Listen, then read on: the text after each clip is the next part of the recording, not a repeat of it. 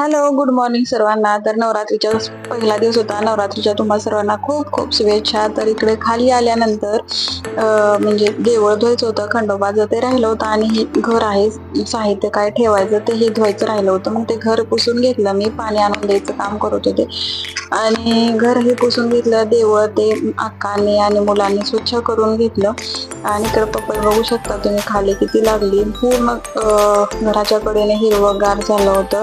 इकडं गुरुवार होता, पूजा ही मांडून घेतली होती गुरुवारची आणि घरातलेही घट बसवले आणि देवळातलेही घट बसवून आलो. तर इकडं मुलांची मस्ती चालू होती, कधी वर गेलेले माहीत सुद्धा नाही.